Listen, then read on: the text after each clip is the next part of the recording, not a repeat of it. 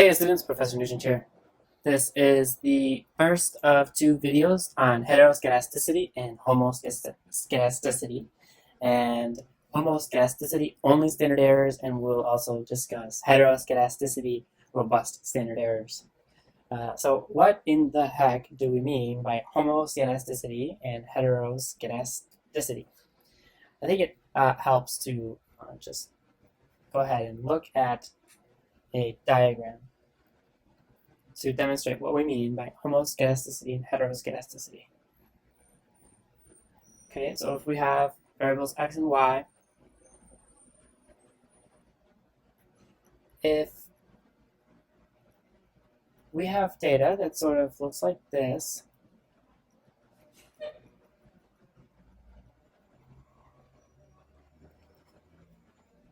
and we find that our regression line looks like that.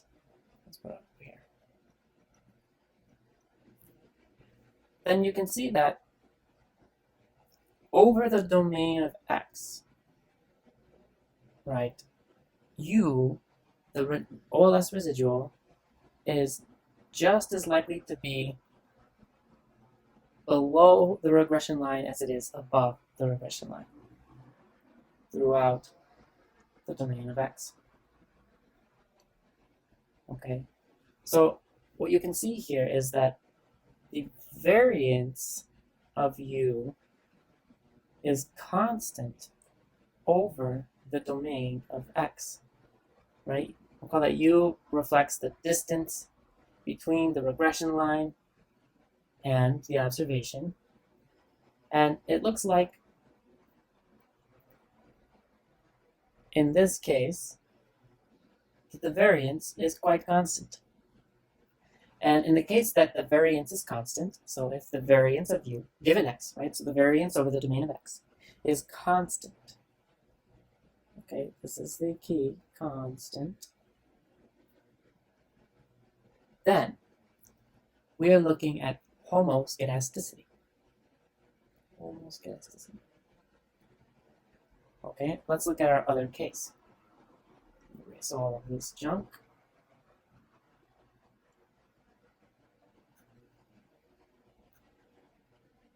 Say instead we had data that looked like this.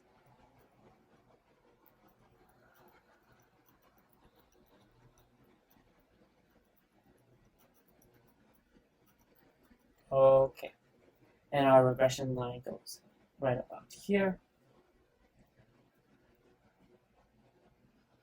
The variance of u, let's split up x into two parts. Okay, let's erase this part, this part. Didn't mean to erase the axes. Put our axes back.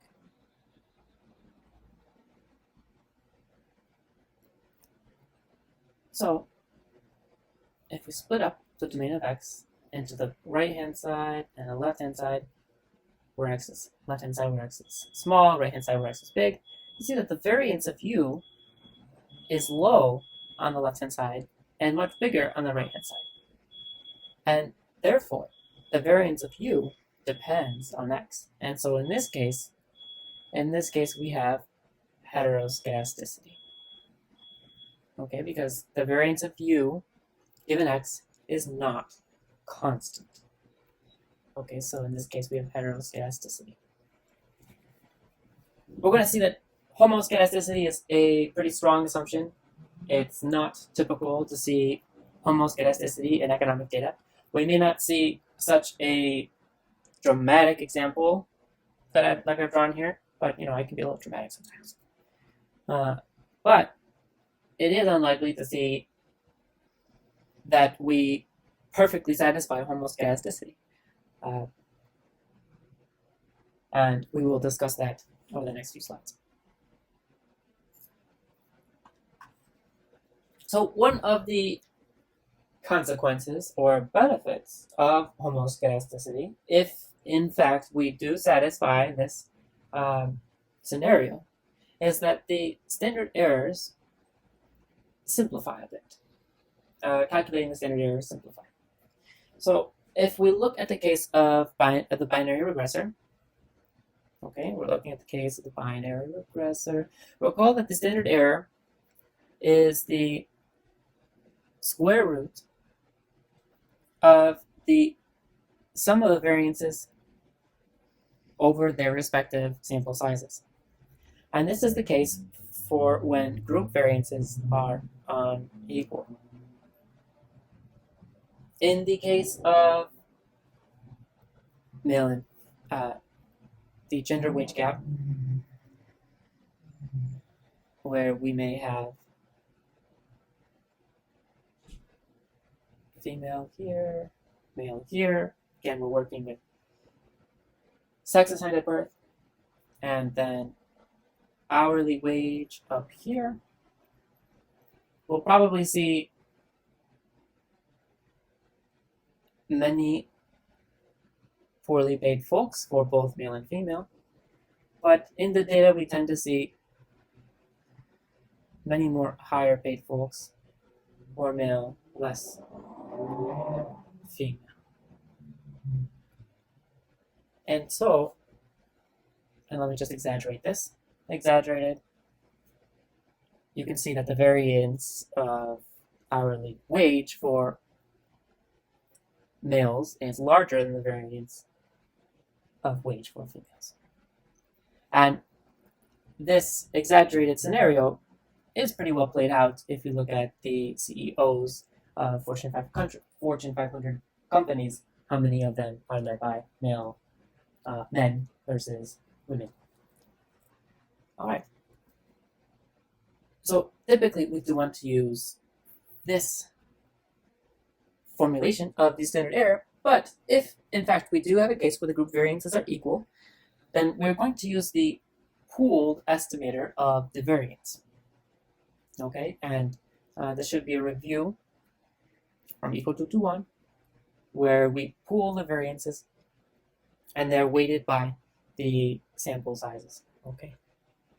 So in the case that we have equal group variances, that is homoskedasticity. In the case of unequal group variances, that is heteroskedasticity, similar to the example that we saw before. Let's look at another example, another picture. In this case, we're looking at test scores and student-to-teacher ratios.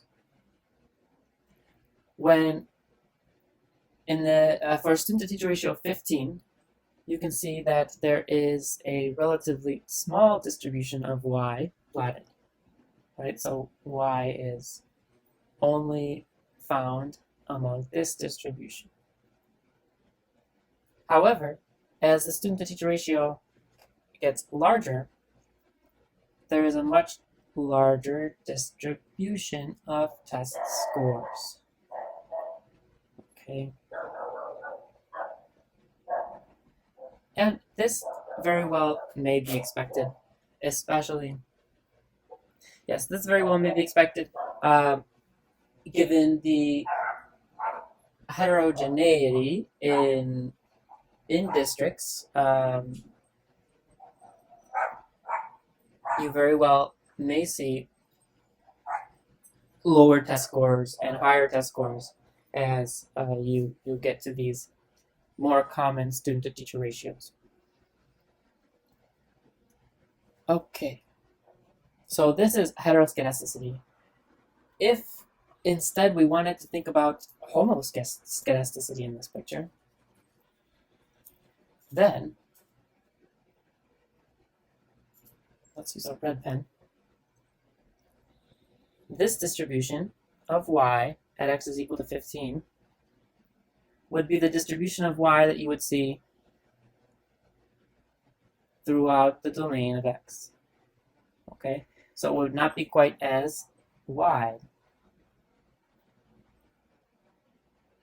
And so that means that the variance of U would be constant over the domain of x. Okay. But in this case, in the case that is plotted in this picture, we see that the variance of U is actually not constant over the domain of x. It gets larger as the student-to-teacher ratio gets larger. Here's another example, and in this example we have some real data plotted. We're looking at average hourly earnings on the y-axis and years of education on the x-axis. The data source is the current population survey collected by the Census Bureau, and we have run a regression. We have a fitted values regression line represented by the blue line.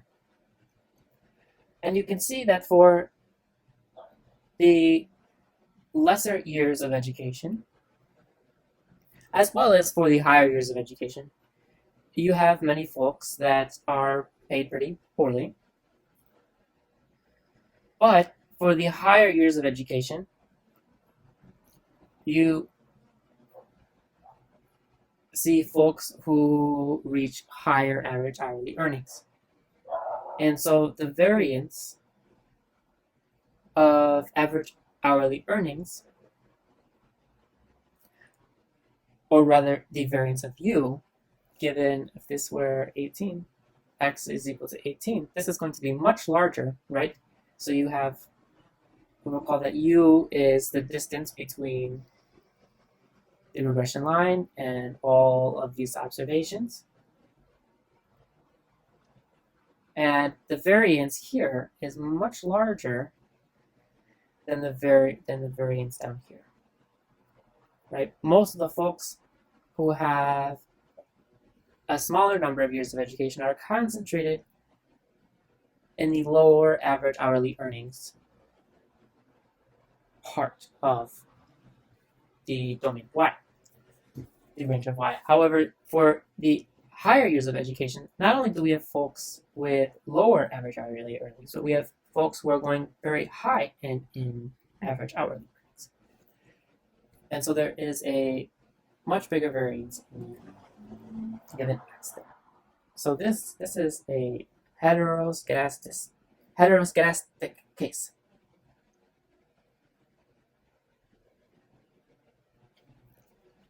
Because the variance of u given x is not constant over the domain of x. How about class size data?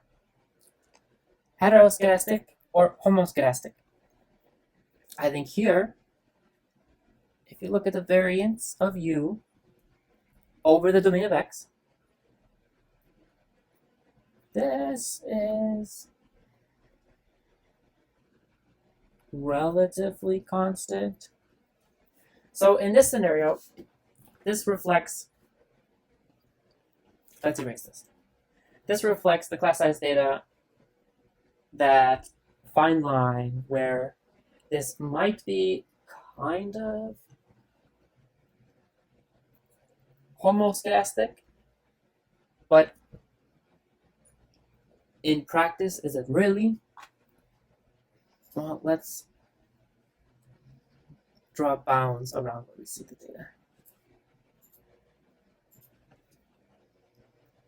So it goes narrow and then gets very wide and then goes narrow again, narrow and then wide and then narrow. So it seems like a better argument would be that this is heteroskedastic, right?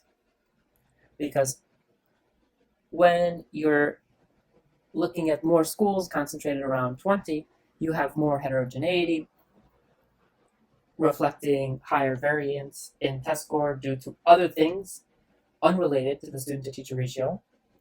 And that gives you many observations which can be very high, many observations which can be very low.